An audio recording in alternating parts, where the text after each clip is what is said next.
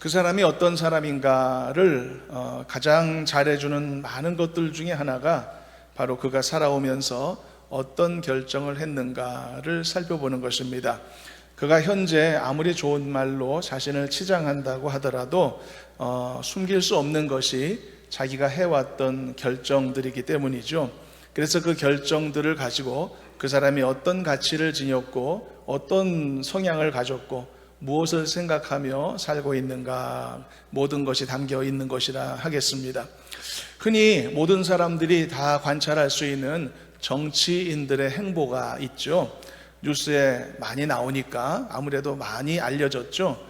어떤 사람들은 당적을 여러 번 옮기기도 하고 자기의 소신이나 정치적인 기반을 수시로 바꾸는 경우도 있는 것 같습니다. 명분을 위해서 일하지 않고 자기의 당선을 위해서 일하고 결정하는 그런 많은 사람들도 보여지는 것 같죠. 특히 정치인들이 걸어온 그런 삶과 그들의 결정들은 이렇게 대중매체나 뉴스를 통해 많이 공개되어 있기 때문에 그들이 걸어온 행보를 통해 그들이 진짜 어떤 사람인가를 아는 것이 그다지 어렵지 않은 일이라고 하겠습니다. 그만큼 여러분, 인생에 있어서 결정하는 일은 정말 쉽지 않은 일입니다. 결정 자체가 중요한 것이기도 하기 때문이고 또 그 결정은 내 자신이 어떤 사람인가를 모두에게 드러낼 수밖에 없는 그런 거짓없이 보여줄 수 있는 그런 창문이기 때문에 더더욱 그런 것입니다. 오늘은 바로 이 결정에 관련된 교훈을 본문을 통해 살펴보고자 하는데요. 여러분들은 결정을 잘 내리시는 분들인지 궁금하기도 합니다. 성향에 따라 다를 텐데 어떤 사람은 굉장히 이렇게 결단력이 있어서 어려운 결정을 쉽게 해내는 사람들이 있는데 그런 사람들은 때로는 경솔하게 그렇게 결정하는 사람들도 많고 반대로 어떤 사람은 결정하는데 너무 어려움을 겪는 사람도 있습니다. 그래서 요즘 쓰는 말 중에 결정장애라는 말이 있듯이 작은 결정하는 것에도 어려움을 갖는 사람들이 있는 것이죠. 여러분들은 어떤 성향인지 모르겠습니다. 결정을 너무 쉽게 하는 것도 경솔해서 옳지 않은 것 같고 이 결정을 너무 어렵게 하는 그것도 너무 용기 없어 바람직하지 않은 것 같아 보입니다. 자, 오늘 본문의 내용은 이런 것입니다. 이스라엘 백성들이요 가데스라는 곳에서 머물고 있었는데 이제 40년 광야 생활 마친 시점이거든요. 이제는 가나안 땅으로 가기만 하면 되는 그런 상황이었습니다. 그런데 이제 가나안을 향해 가려고 할 때 이제 거쳐가야 될 곳이 있었지 않습니까? 근데 그 거쳐가야 할 곳이 어디였느냐? 에돔 족속들이 사는 땅이었던 것이죠. 그래서 가나안을 향해 전진하게 되는데 가데스에서 가나안 땅을 향해서 갈 수 있는 가장 적합한 코스가 어디였냐? 에돔 족속의 땅을 거쳐가는 것이었다. 그런 이야기입니다. 내비게이션이 추천하는 최적의 경로가 에돔 땅을 거치는 것이었다. 그래서 모세는요 에돔 왕에게 사신을 보냅니다. 그래서 에돔 땅을 지나갈 수 있도록 허락해달라라고 요청을 하게 되거든요. 그게 오늘 본문의 내용 중에 있죠. 그런데 에돔 왕이 어떻게 했죠? 우리가 본문에서 읽었던 것처럼 그것을 거절했습니다. 거부했거든요. 자, 그러면 여러분들 같으면 에돔 왕의 결정을 어떻게 생각하십니까? 여러분들 같으면 어떻게 했을까요? 여러분 한두 명도 아니고요 어림잡아 200만 명이나 되는 엄청난 사람들이 자신의 나라, 자신의 지역의 땅으로 들어오겠다는 건데 과연 그들이 평화롭게 행진하고 아무 일 없이 통과하겠다는 것을 과연 순진하게 믿는 것이 옳은 생각일까요? 아마 상식적으로 생각해 볼 때도요 이 모세의 요청하는 것보다는 에돔 왕의 이 결정이 훨씬 합리적이고 더 지혜롭다고 여겨지게 됩니다. 지금도 유럽의 많은 나라들은 대부분 이 사방이 이 다른 나라와 국경을 마주하고 있거든요. 그러니까 육로로서 여러 나라들을 갈 수 있는 환경이라는 뜻인데 그래서요 중동이나 또는 아프리카 지역에서 유입되는 엄청난 숫자의 그 이주민들, 불법 이주민들, 난민들이 큰 문제가 되어 왔습니다. 아프리카에서 넘어오는 난민들은 옛날부터 있어 왔던 일이고 한 10여 년 전쯤에는 IS 기억하시죠? 그 IS의 무자비한 학살을 피해서 시리아로부터 엄청난 난민들이 발생해서 유럽 전 지역으로 흩어지기도 했었죠. 그래서 난민들이 국경을 통과하는 것은 너무 쉬운 일이었습니다. 아프리카 난민도요, 일단 배 타고 유럽 땅을 밟기만 하면 어디든지 흩어져 이렇게 갈 수가 있었던 것이죠. 그런데 문제가 생겼죠. 이런 난민들의 유입이 그 나라의 빈곤율을 증가시키고 범죄율의 증가를 발생시켰다는 것입니다. 인종차별하려는 것은 아니지만 어쨌든 결과적으로 그렇게 되더라는 것이죠.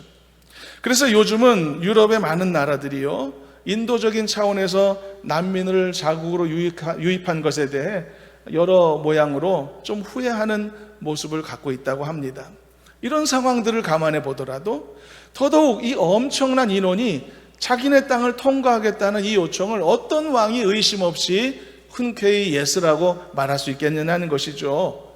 갑자기 그 땅에 들어와서 돌변해가지고 무기를 들고 그 나라를 침략한다면 어떻게 하겠습니까?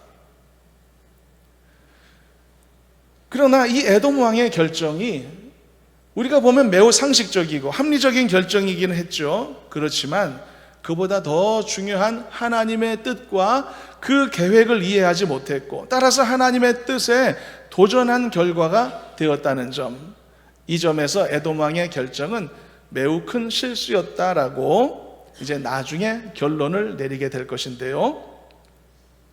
우리도 살면서 많은 결정들을 하게 되는데 그럴 때마다 당연히 매우 신중하게 생각하며 조심스럽게 결정을 하게 될 것입니다. 왜냐하면 그런 결정들이요, 내 인생의 성패를 좌우하는 아주 중요한 결과들을 가져온다는 것을 너무 잘 알고 있기 때문이죠. 어느 학교에 진학할 것인가, 누구와 만나 결혼할 것인가, 어떤 직업을 가질 것인가, 모든 것이 엄청난 무거운 결정들이란 말이죠.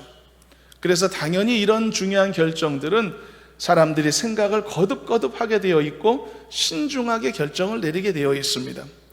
그런데 여러분 보십시오. 그런 결정들을 사람이 하는 그런 과정에서 대부분의 사람들이 선택하는 방식이 있는데 뭘 것 같습니까? 에돔 왕도 그렇게 했던 것처럼 이른바 합리적 사고방식을 채택하게 되어 있죠. 그리고 결코 상식에 벗어나는 돌발적인 행동이나 위험한 선택을 사람들은 하지 않는 것입니다.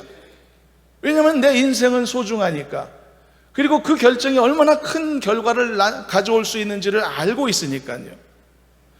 그래서 사람들은 그렇게 쉽게 자기의 인생을 걸고 그렇게 중요한 결정으로 쉽게 이렇게 모험이나 도박을 걸지 않는 것입니다. 그래서 충분히 계산하고 생각을 거듭하여 가장 안전하고 좋은 선택을 하게 되어 있는 것이죠. 그게 합리적 사고방식입니다. 여러분, 수백억 원짜리 그 값비싼 로켓을 쏘아 올리는데 대충 계산해서 쏘겠습니까? 그렇지 않죠. 단 한 차의 오차도 없을 수 있도록 계산하고 또 계산하고 또 검산하고, 그렇게 해서 가장 보수적으로 가장 신중하게 그 일을 진행하지 않습니까? 어떤 경우는요, 로켓 다 세워놓고 카운트다운 앞두고서도 몇 시간씩 발사를 연기하는 경우도 생기더라고요.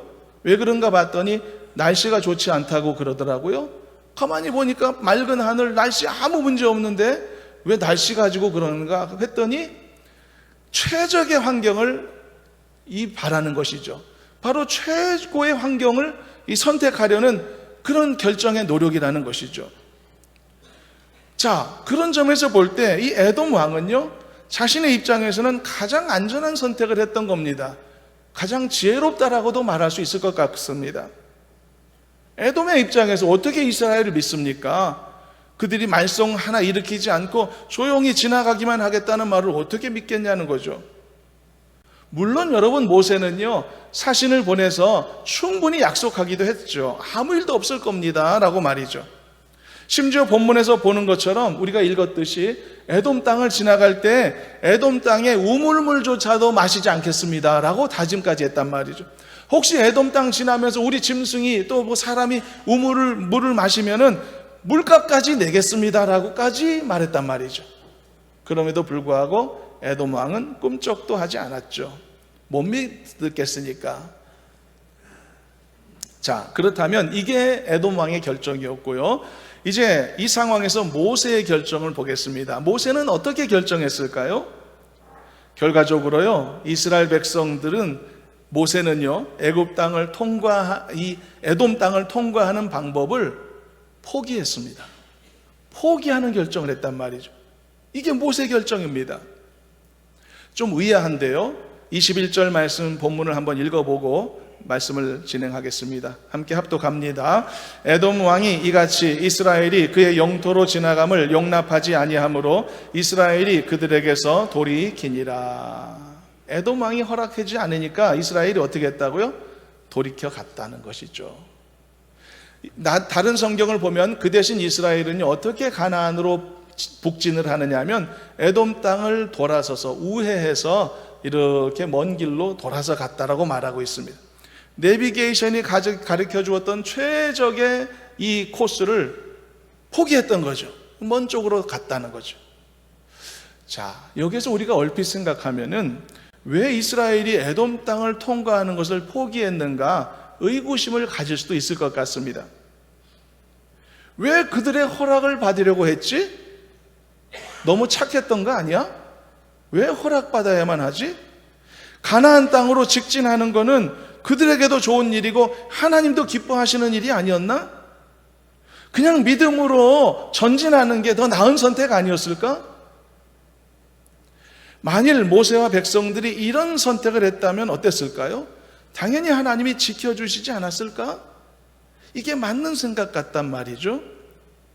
자, 그런데 이게 맞는 생각이었을까 아닐까? 이 질문에 대한 답은 당장 내리지 않고 조금 더 설명해 보도록 하겠습니다.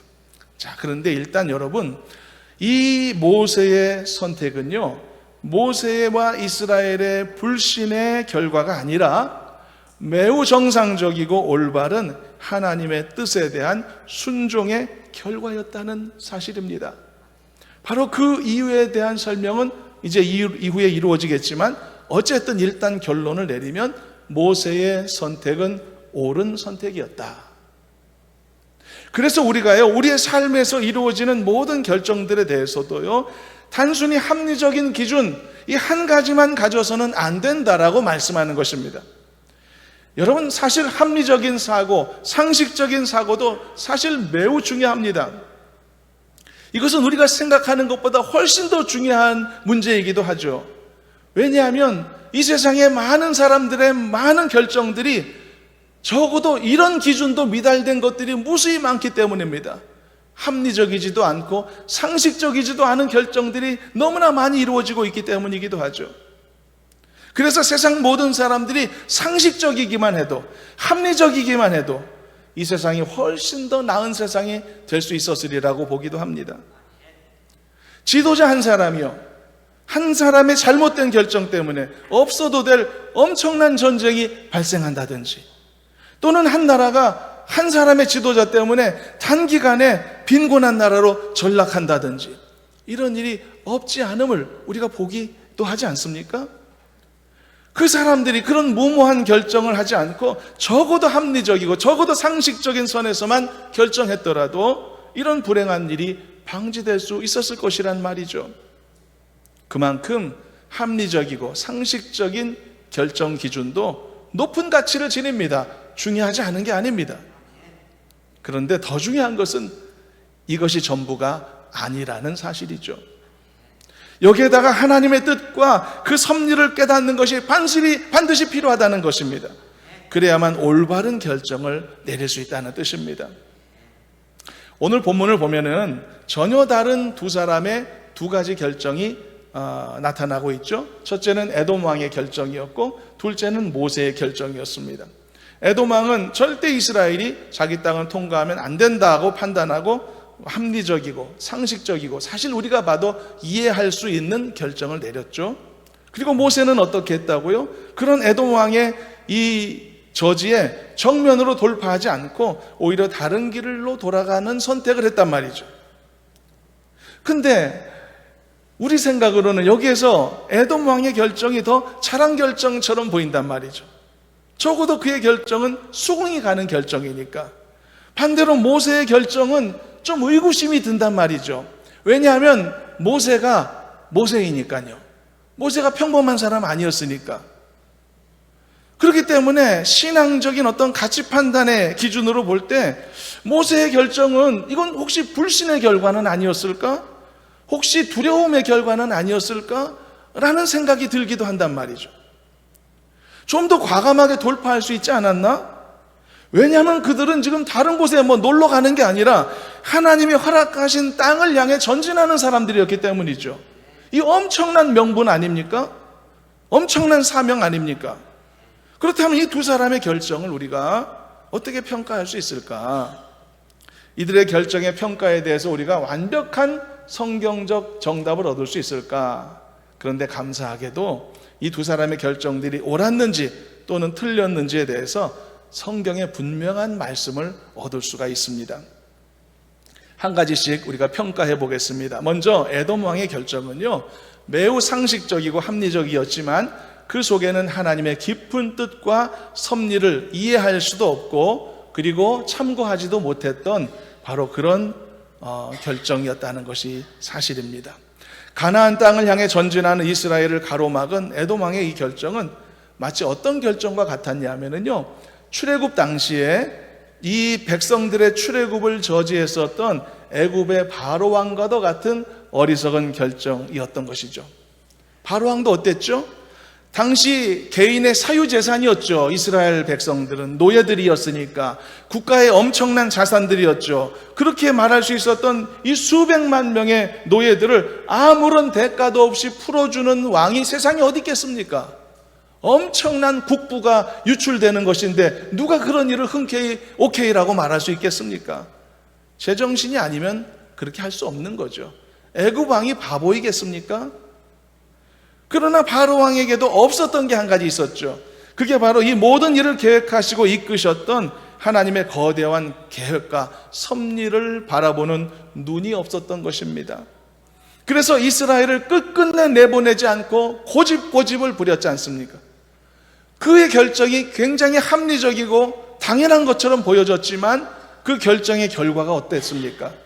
자신의 왕권을 스스로 위태롭게 만들었던 것이고 또 자기의 병사들과 심지어 자기 백성들, 자기 자신의 장자까지도 죽음으로 내몰 수밖에 없었던 매우 어리석고 그리고 매우 참담한 결과를 내었던 그런 결정이 되었던 것이 아닙니까?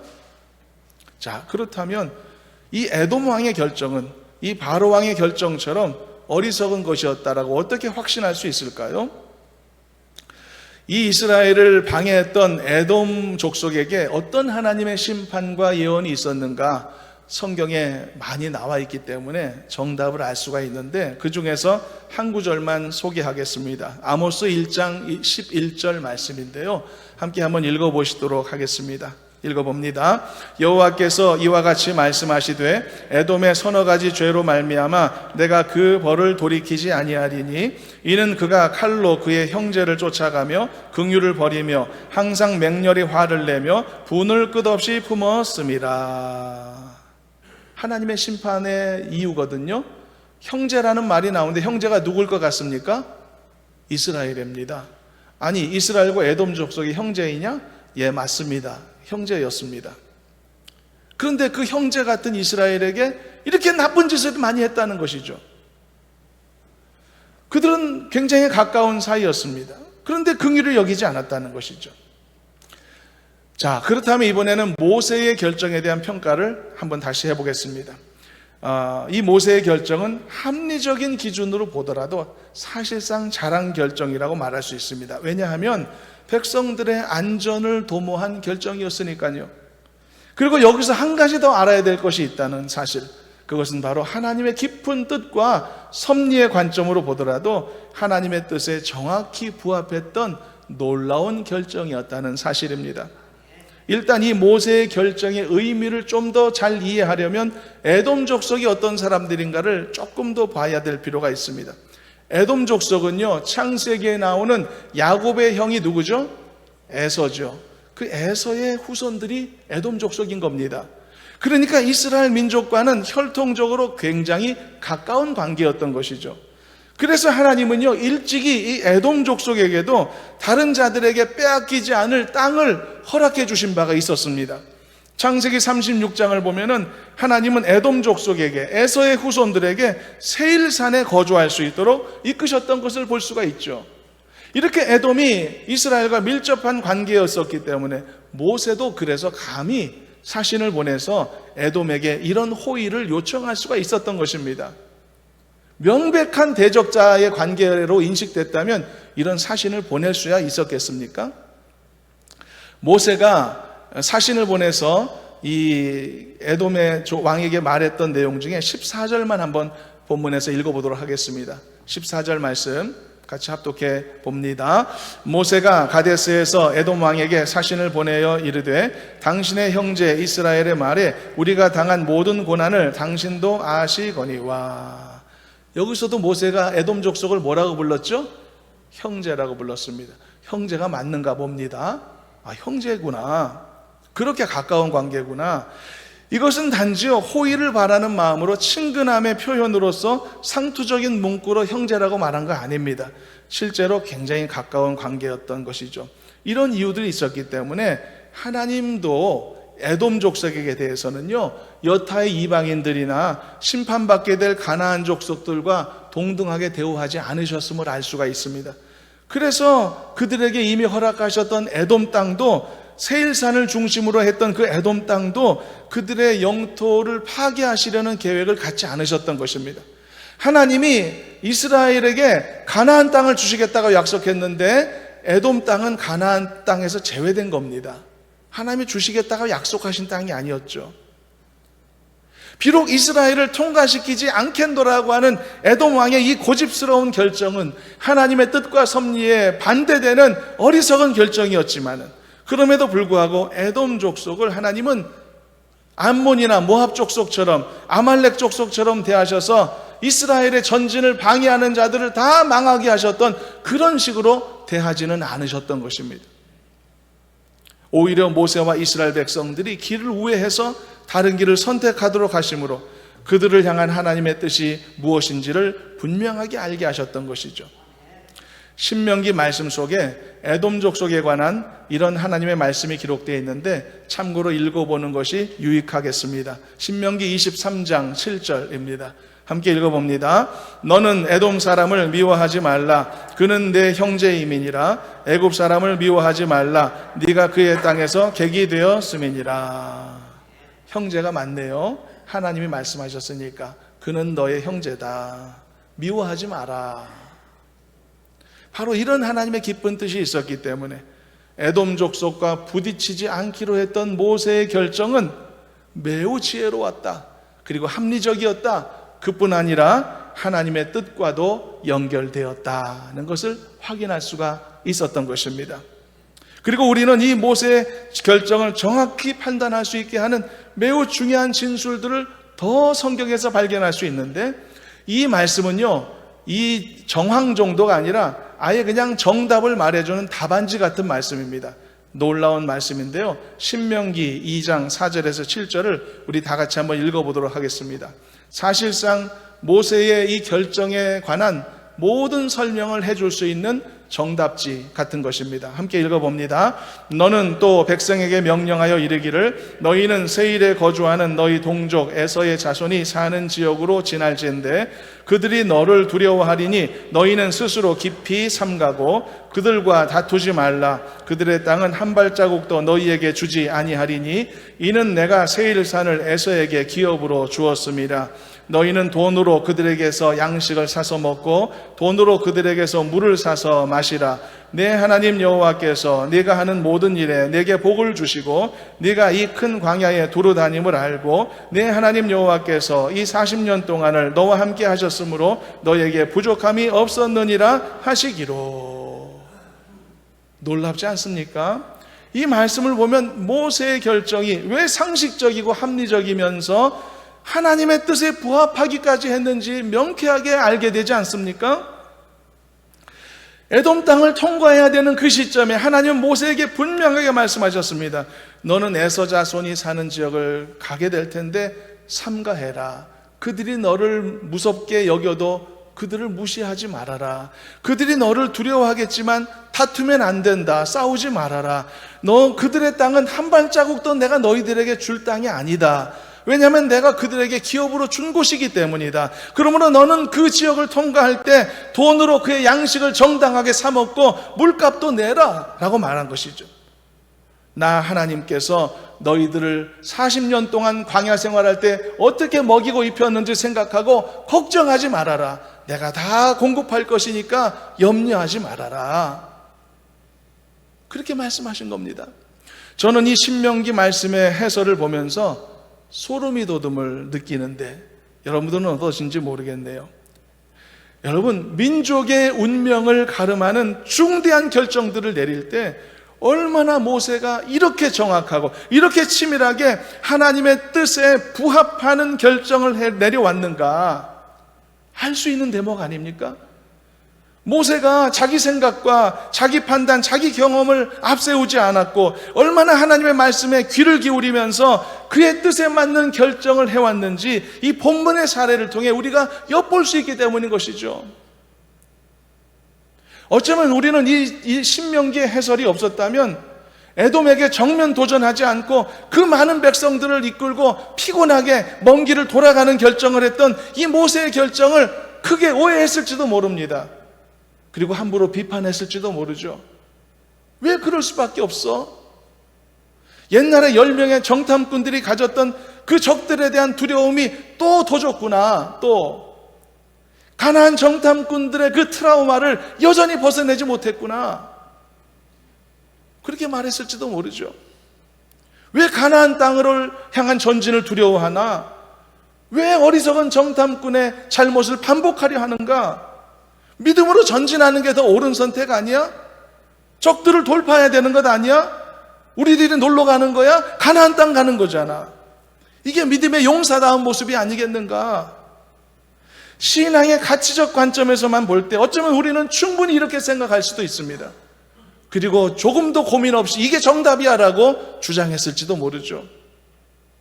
그런데 알고 보니까 이 모세의 결정은 하나님의 뜻에 부합했던 완벽한 순종이었다는 것입니다.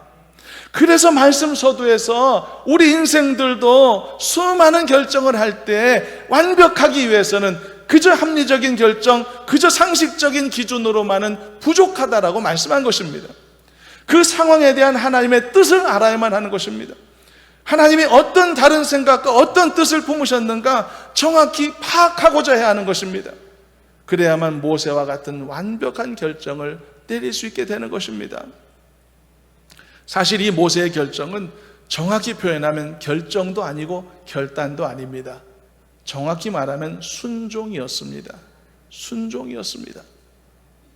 이게 모세의 성격을 확실히 더 잘 보여주는 표현입니다. 사랑하는 여러분들의 중요한 인생의 결정들에도 바로 충분히 이렇게 상식적이고 합리적인 것들이 되시기를 저는 소망하고요.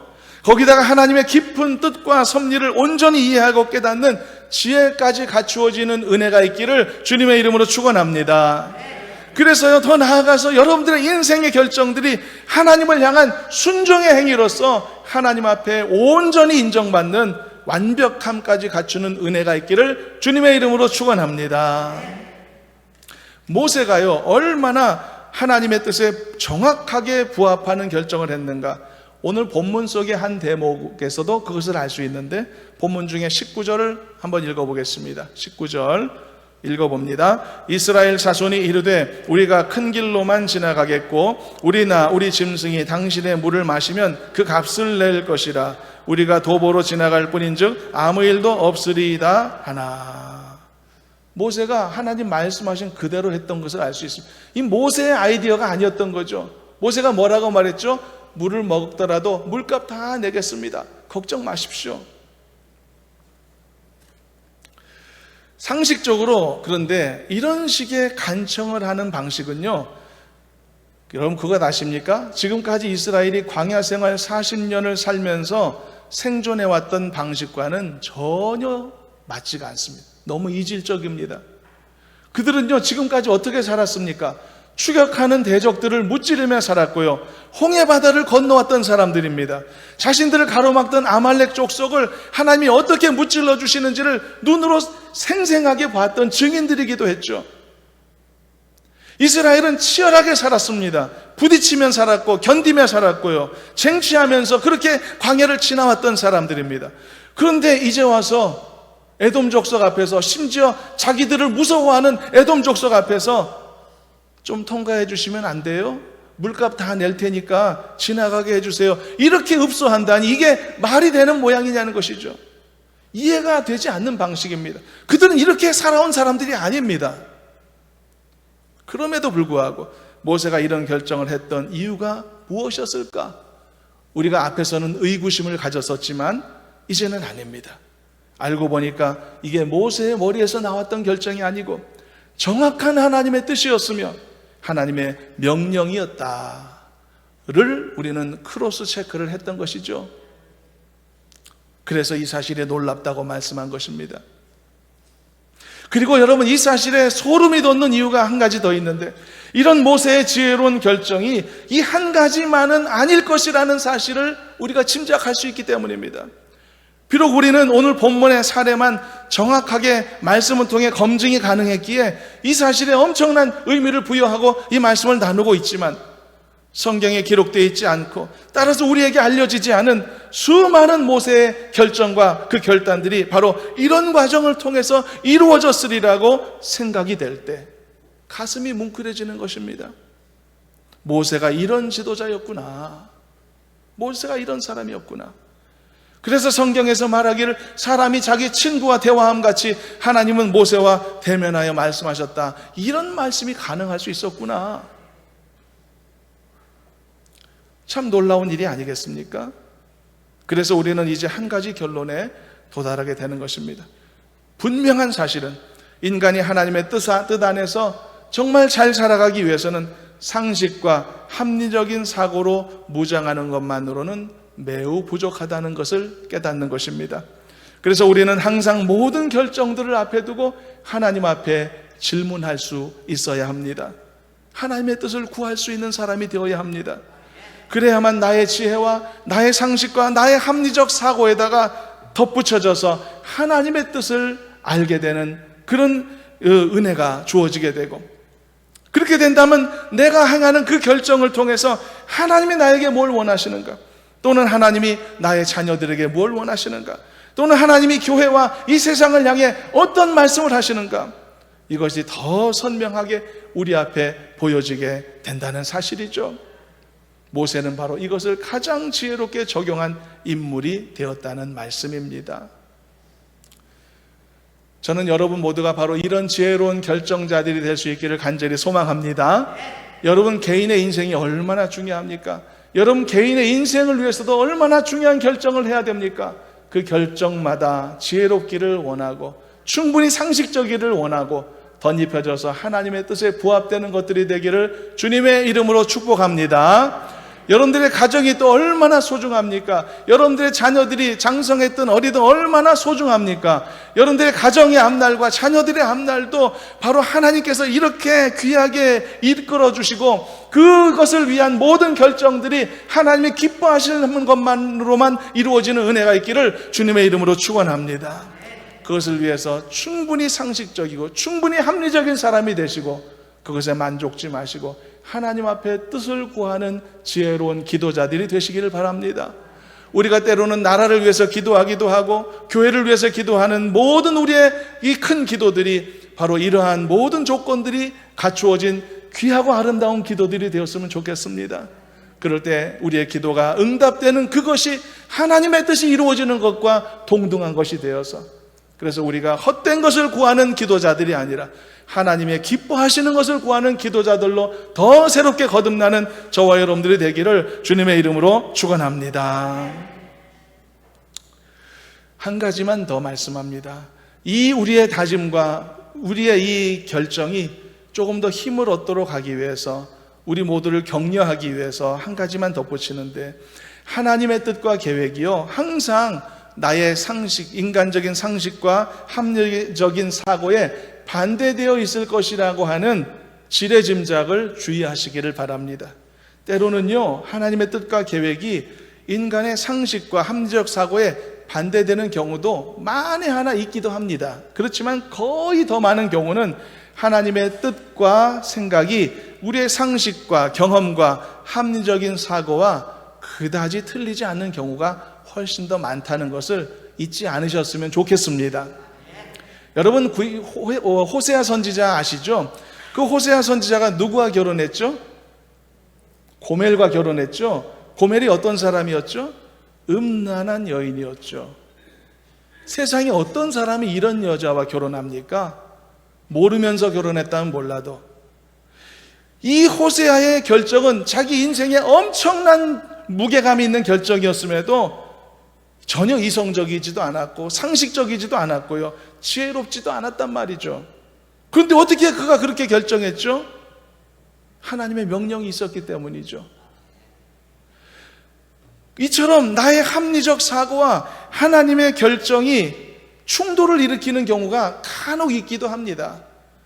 그러나 이것은 지극히 드문 사례입니다. 호세아 정도 되는 선지자 되면은 그런 걱정해도 될지도 모르겠지만요, 대부분의 경우는 이 두 가지가 항상 조화를 이룬다는 것을 잊지 않으셨으면 좋겠습니다. 왜 이런 말씀을 드리냐면, 하나님의 뜻을 알고자 하는 나의 노력이 힘을 얻게 하기 위해서입니다.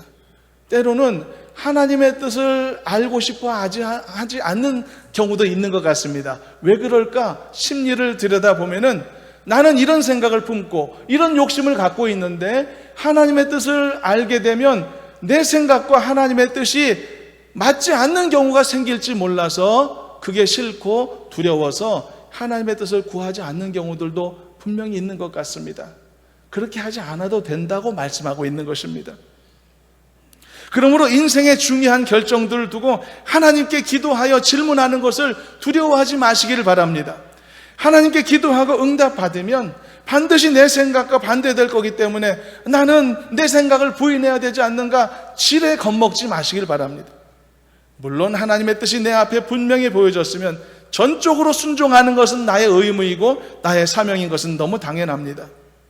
그러나 하나님의 뜻을 구하는 간절한 기도의 행위를 무조건 마치 내 생각과 하나님의 뜻 사이에서 무슨 대결 구도를 만드는 것처럼 이런 잘못된 인식은 갖지 말아야 한다라고 당부하는 것입니다.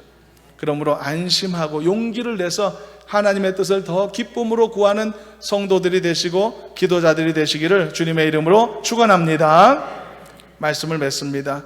사랑하는 여러분, 이 세상에서도요, 충분히 지혜롭다고 인정될 만큼 여러분들의 생각과 결정들이 상식적이고 그리고 합리적일 수 있기를 바라겠고요, 동시에 여러분들이 결코 삶에서 하나님의 계획과 반대되는 자리에 서지 않도록 항상 하나님께 그의 선한 뜻이 무엇인가를 구하기를 멈추지 않는 지혜로운 기도자들이 아울러 되시기를 소망합니다.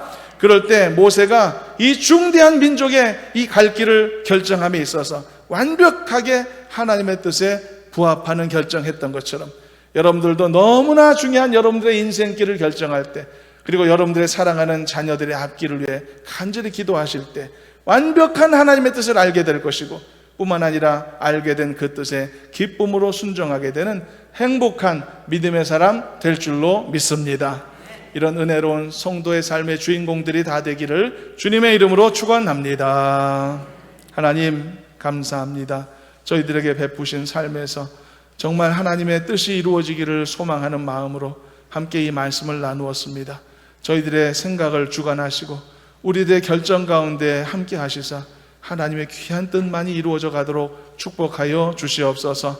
두려워하지 않게 하시고 머뭇거리지 않게 하시고 반대로 너무 경솔하지 않도록 인도해 주셔서 오직 하나님의 기뻐하시는 것을 구하는 저희들이 되도록 성숙한 믿음의 사람이 되도록 도와주시옵소서. 예수님의 이름으로 기도드리옵나이다. 아멘.